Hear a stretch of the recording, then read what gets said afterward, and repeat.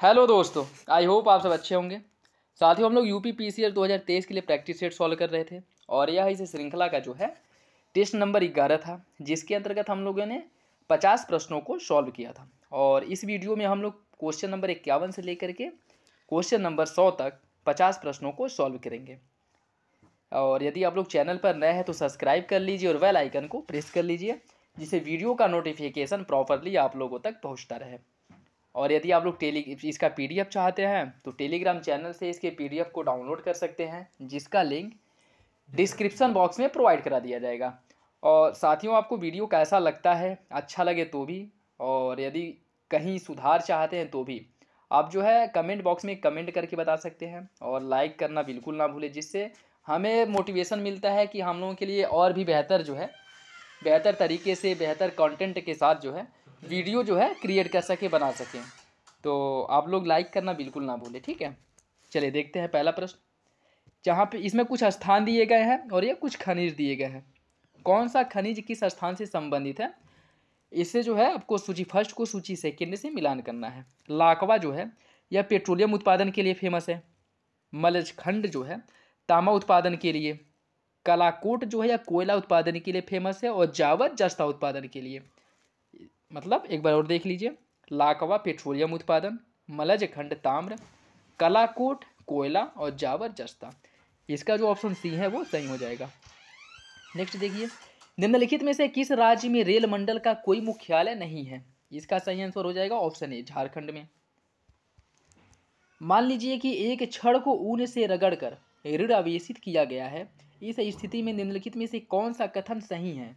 इसका जो सही आंसर है वो हो जाएगा ऑप्शन डी, ऊन से छड़ में ऋण आवेश का जो स्थानांतरण है यह होता है। ऑप्शन डी जो है वो सही हो जाएगा। नेक्स्ट, ठोस की अपेक्षा द्रव का जो प्रसार गुणांक है वह कठिनाई ठोस की अपेक्षा द्रव का प्रसार गुणांक मापने में कठिनाई क्यों होती है। इसका जो सही आंसर साथियों वो हो जाएगा ऑप्शन डी, क्योंकि गर्म करने पर उसके पात्रों का भी प्रसार होता है। यही कारण है कि ठोस की अपेक्षा द्रव का प्रसार गुणांक मापने में कठिनाई उत्पन्न होती है। ऑप्शन डी सही हो जाएगा। रेडान क्या है। रेडान जो है एक अक्रिय गैस है, ठीक है। रेडान एक अक्रिय गैस है जिसकी खोज डॉर्न नामक वैज्ञानिक द्वारा की गई थी। नेक्स्ट, बेकिंग सोडा का रासायनिक नाम क्या है। इसका जो सही आंसर है वो हो जाएगा option B, NaHCO3 baking soda का रासायनिक नाम है, जिसे सोडियम हाइड्रोजन कार्बोनेट के नाम से भी जाना जाता है। नेक्स्ट देखिए, फिलॉसफी ऑफ द बॉम्ब पुस्तक के लेखक कौन थे। इसे देखिए, फिलॉसफी ऑफ द बॉम्ब पुस्तक है ना, इसे कई लोगों ने मिलकर लिखा था, ठीक है। जिसमें महत्वपूर्ण भूमिका लिखाई थी भगवती चरण बोहरा ने, लेकिन इसमें ऑप्शन में भगवती चरण बोहरा तो किसी ऑप्शन में नहीं दिया है।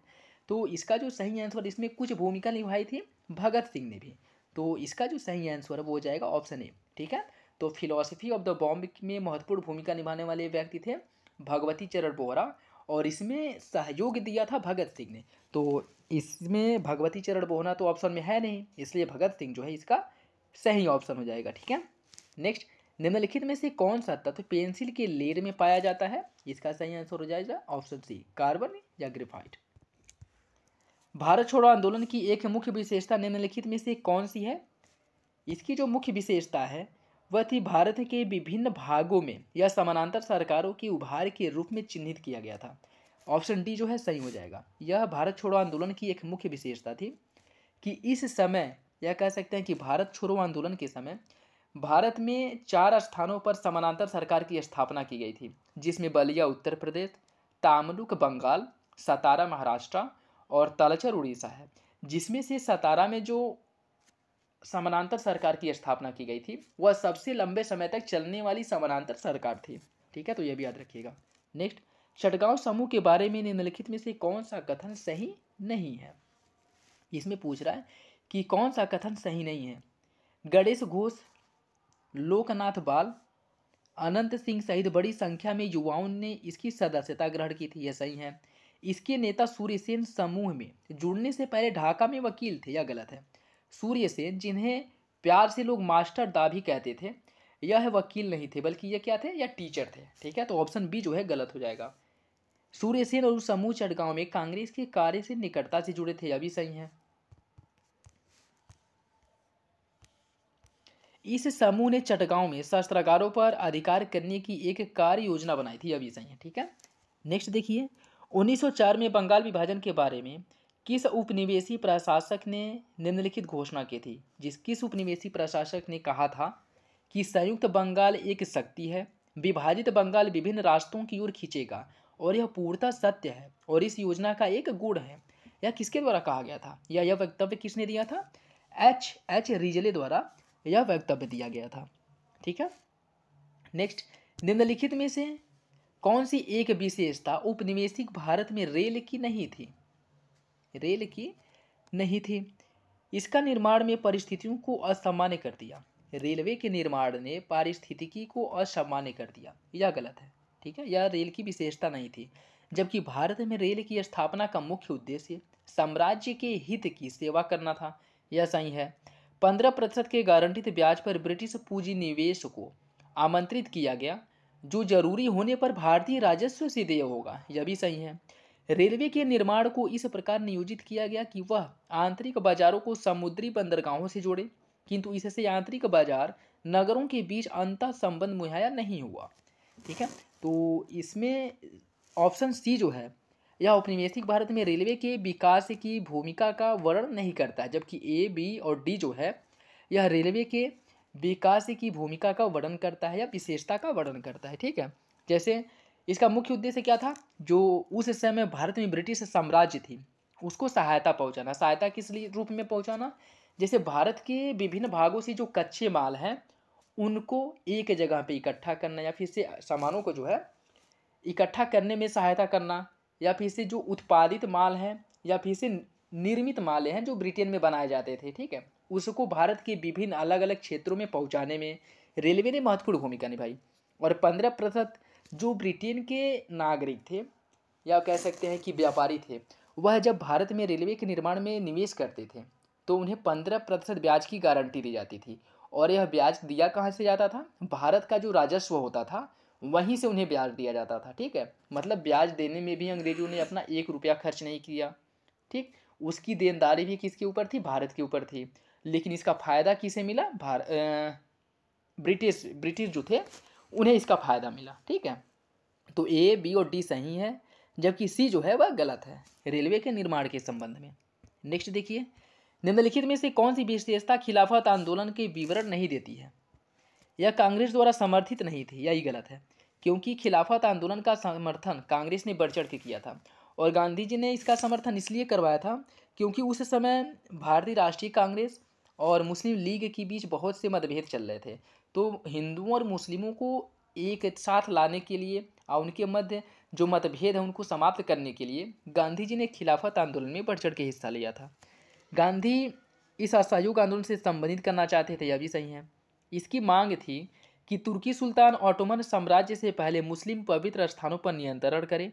इसका नेतृत्व मोहम्मद अली और शौकत अली द्वारा किया गया था, ठीक है। तो यह तीनों जो है ए, सी और डी यह खिलाफत आंदोलन की विशेषता का वर्णन करता है, जबकि बी इसका वर्णन नहीं करता है, ठीक है। नेक्स्ट देखिए, नेक्स्ट सूची फर्स्ट को सूची सेकेंड से मिलान करना है। यह कुछ संसाधन दिए गए हैं और यह इसके उदाहरण दिए गए हैं। तो सूची फर्स्ट को आपको सूची सेकेंड से मिलान करना है, ठीक है। इसमें आधारभूत अक्षय संसाधन यह क्या है? सौर ऊर्जा जो है यह नवीकरणीय ऊर्जा या आधारभूत अक्षय संसाधन के रूप में इसे जाना जाता है। परंपरागत या अनवीकरणीय संसाधन के रूप में किसे जाना जाता है? तो यह हो जाएगा कोयला।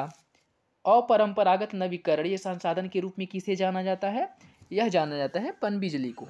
और परंपरागत अनवीकरणीय ऊर्जा संसाधन के रूप में जाना जाता है प्राकृतिक गैस को। तो इसका जो सही आंसर है वो हो जाएगा ऑप्शन ए। नेक्स्ट, 4 फरवरी 1928 को किसने बारदोली सत्याग्रह को प्रारंभ किया था? इसका सही आंसर क्या हो जाएगा? ऑप्शन बी, सरदार वल्लभ भाई पटेल। और यहीं पर जो है सरदार वल्लभ भाई पटेल को सरदार की उपाधि दी गई थी। यहाँ की जो महिलाएं थीं उन्होंने इन्हें सरदार की उपाधि दी, ठीक है।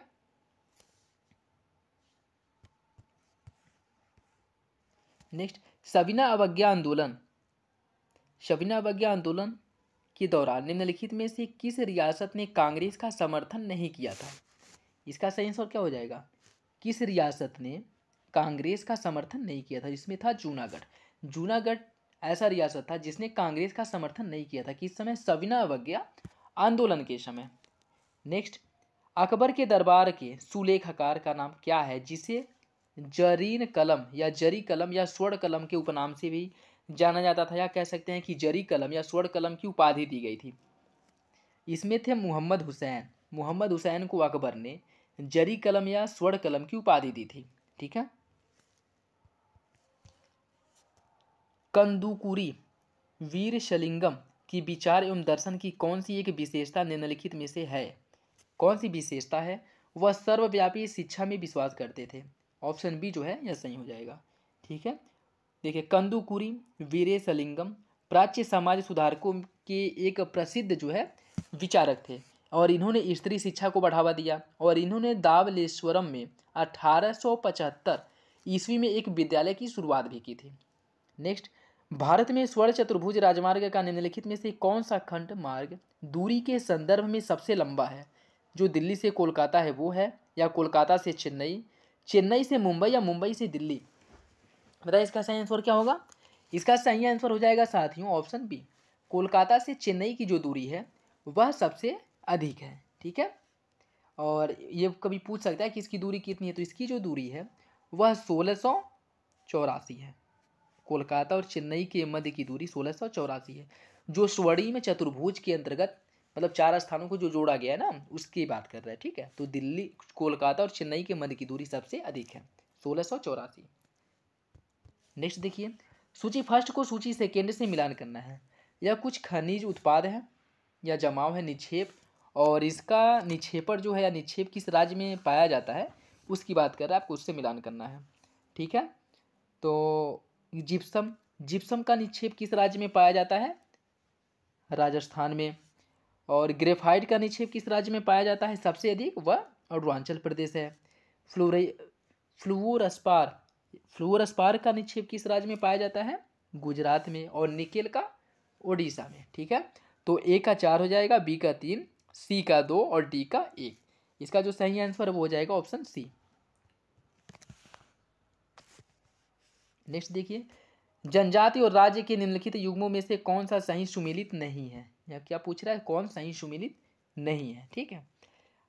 थारू जनजाति मध्य प्रदेश, आदि अरुणाचल प्रदेश, इरुला केरल, सहरिया राजस्थान, यह तीनों सही सुमेलित, जबकि थारू जो है यह सही सुमेलित नहीं है, क्योंकि थारू जो है यह मध्य प्रदेश नहीं बल्कि यूपी प्रदेश की महत्वपूर्ण जनजाति है। ठीक है। तो ऑप्शन ए सही हो जाएगा।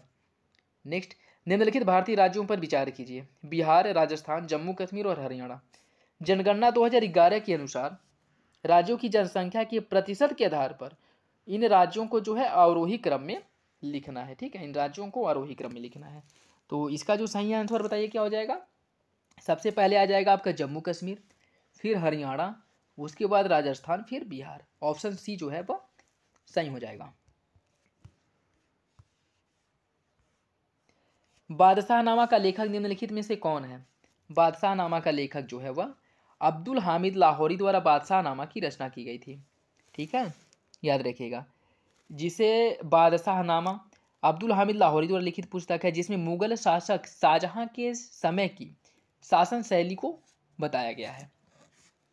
एक्ट ईस्ट उद्देश्यों में निम्नलिखित में से क्या नहीं है? बताइए इसमें क्या नहीं है? एशिया के पड़ोसी देशों के साथ शांति और मैत्री को बढ़ावा देना। एशिया के पड़ोसी देशों के साथ शांति एवं मैत्री को बढ़ावा देना यह इसमें शामिल नहीं है। जबकि एशिया प्रशांत क्षेत्र के देशों के साथ आर्थिक सहयोग, संस्कृति को जोड़ना और इसे बढ़ावा देना है। सामरिक संबंधों को विकसित करना है।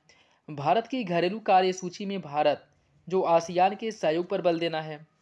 भारत के उत्तर पूर्व को अधिक, या कह सकते हैं कि उत्कृष्ट अनुयोजकता संबंध को प्रदान करना है।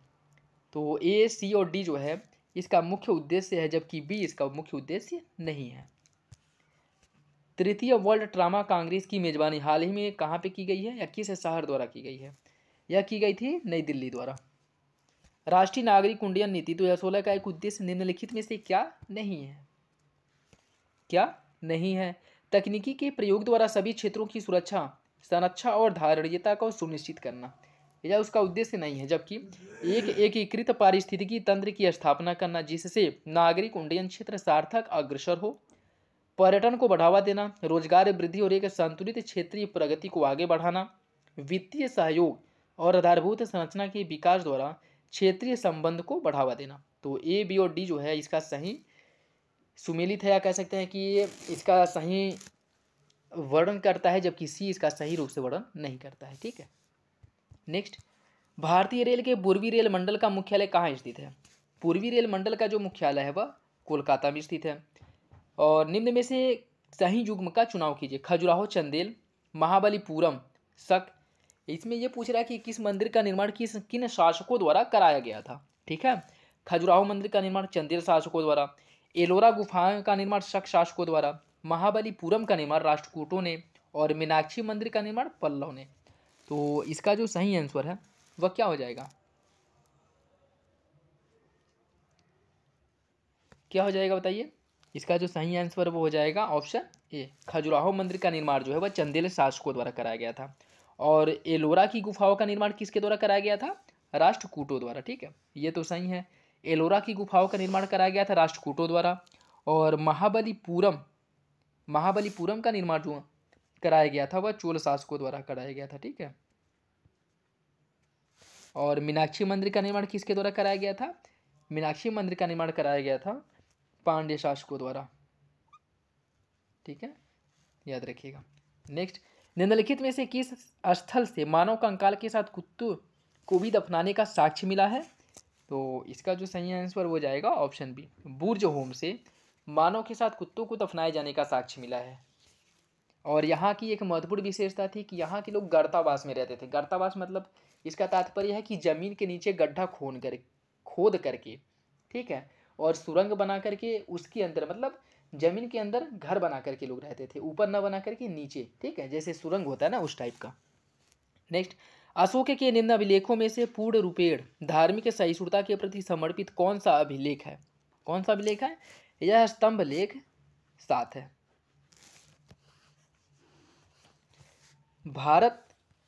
भारत उपमहाद्वीप में कृषि के प्राचीनतम साक्ष्य प्राप्त हुए हैं। कहाँ से प्राप्त हुए हैं?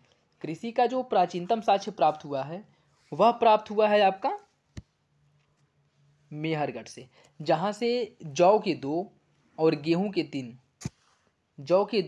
के 3 प्रकार की कृषि करने के साक्ष्य प्राप्त होते हैं आपके मेहरगढ़ से। और मेहरगढ़ में ही सर्वप्रथम कपास की खेती की गई थी। ठीक, यह भी याद रखिएगा। नेक्स्ट, निम्न में से किसने सैंड्रोकोटस, चंद्रगुप्त मौर्य और सिकंदर महान की भेंट का उल्लेख किया है? इन दोनों के मिलने का उल्लेख किसके द्वारा किया गया है? वह किया गया है मेगस्थनीज द्वारा। दिल्ली के किस सुल्तान ने सिकंदर शानी की उपाधि धारण की थी? यह धारण किया था अलाउद्दीन खिलजी ने, जिसे सिकंदर शानी या द्वितीय सिकंदर कहा जाता था। नेक्स्ट देखिए, निम्नलिखित में से किसने टंका नामक चांदी का सिक्का चलाया था? टंका नामक चांदी का सिक्का चलाने वाला शासक कौन था? यह था इल्तुतमिश। ठीक है, चांदी का टंका और तांबे का जीतल इसी के द्वारा चलाए गए सिक्के थे। नेक्स्ट, निम्नलिखित में से कौन सही सुमेलित है? सही सुमेलित पूछ रहा है, तो इसमें जो सही सुमेलित है वो क्या हो जाएगा? काकतीय, देवगिरी, होयसल, द्वार समुद्र, यादव, वारंगल, पांड्य, मदुरै। सही सुमेलित हो जाएगा ऑप्शन बी। होयसल की जो राजधानी थी वह द्वार समुद्र थी। काकतीय की राजधानी कहाँ थी? काकतीय की राजधानी थी वारंगल। और यादव की राजधानी कहाँ थी? यादव की राजधानी थी देवगिरी। और पांड्य की राजधानी कहाँ थी? पांड्य की राजधानी थी मदुरै। तो इसमें अगर देखा जाए ना तो 2 ऑप्शन सही रूप से सुमेलित है। ठीक है, ऑप्शन बी और डी। तो ऐसे क्वेश्चन जो है ना आए एग्जाम में तो सही है, इससे ज़्यादा जो है प्रॉब्लम होती है। इसमें 2 क्वेश्चन जो है सही सुमेलित है। एक होयसल की राजधानी द्वार समुद्र और एक पांड्य की राजधानी मदुरै। ठीक, जबकि काकतीय की राजधानी वारंगल थी और यादव की राजधानी देवगिरी। नेक्स्ट, निम्नलिखित नामों में से उसे चिन्हित कीजिए जो हुमायूं के भाइयों में से किसी का नाम नहीं है। कामरान, अश्कनी, हिंदाल। इसका जो सही आंसर हो जाएगा वो हो जाएगा ऑप्शन बी, उस्मान कोई नहीं था, जबकि कामरान, अस्करी और हिंदाल यह हुमायूं के 3 भाई थे। ठीक है, नेक्स्ट, अकबर के पूर्ववर्ती किस मध्यकालीन भारतीय शासक का उल्लेख कश्मीर के अकबर के रूप में किया गया है? किसे कहा जाता था? जैनुल आबिदीन को कश्मीर का अकबर कहा जाता था। नेक्स्ट, हक ए सर्ब अथवा सिंचाई कर लगाने वाले दिल्ली का पहला सुल्तान कौन था?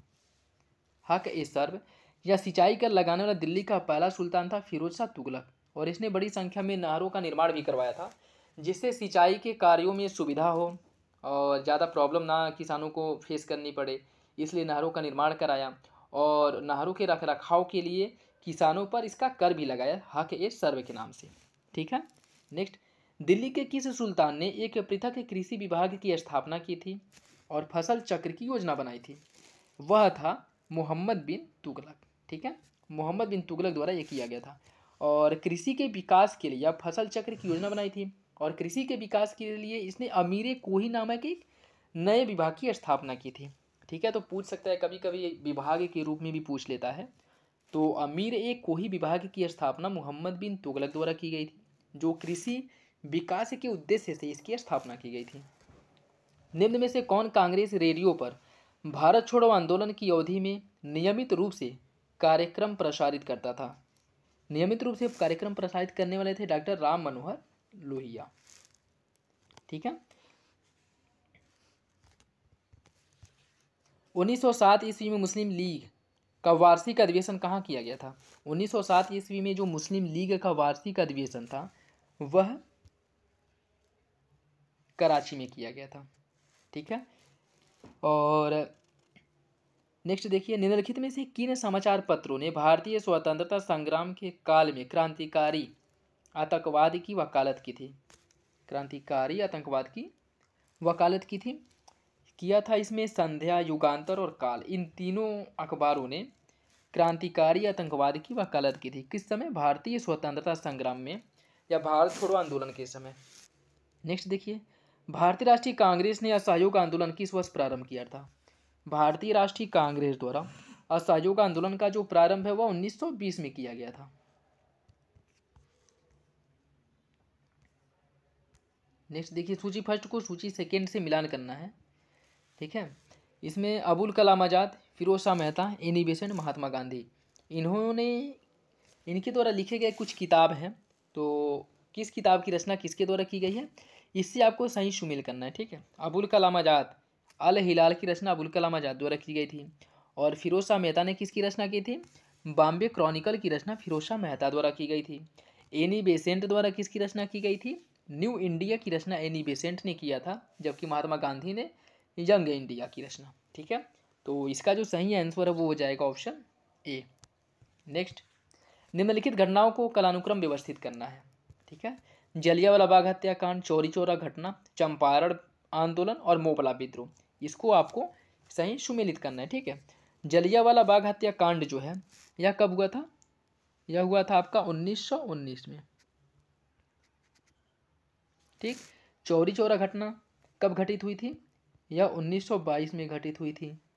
चंपारण आंदोलन कब किया गया था? चंपारण विद्रोह जो है यह 1917 में किया गया था। मोपला विद्रोह कब हुआ था? मोपला विद्रोह हुआ था 1921 में। ठीक है, तो इस हिसाब से सबसे पहले आ जाएगा क्या? चंपारण 1917, 3 देखिए। उसके बाद से क्या आएगा? फिर जलियांवाला बाग हत्याकांड, ऑप्शन जो है फिर क्या आ जाएगा? उसके बाद आएगा आपका चौरी चौरा कांड, सॉरी मोपला आ जाएगा, फिर चौरी चौरा आएगा।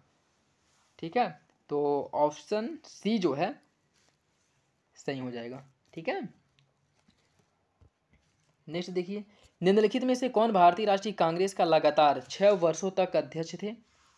इसका सही आंसर क्या हो जाएगा? अबुल कलाम आजाद जो है यह भारतीय राष्ट्रीय कांग्रेस के लगातार 6 वर्षों तक अध्यक्ष रहे थे। निम्नलिखित में से किसने खिलाफत आंदोलन प्रारंभ किया था?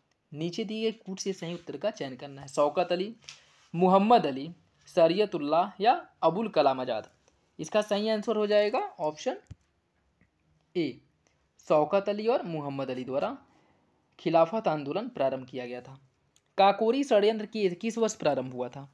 काकोरी षड्यंत्र केस जो है, बताइए इसका सही आंसर क्या होगा? काकोरी जो ट्रेन डकैती की गई थी, जिसे हाल ही में सरकार द्वारा काकोरी ट्रेन एक्शन, जिसका नाम बदल करके काकोरी ट्रेन एक्शन कर दिया गया है, यह कब घटित हुआ था? यह घटित हुआ था 1925 ईस्वी में। नेक्स्ट, अंतरिम सरकार 1946 ईस्वी में रेल मंत्रालय का कार्य कौन देखता था? रेल मंत्रालय जो है यह था उस समय आसफ अली के नेतृत्व में।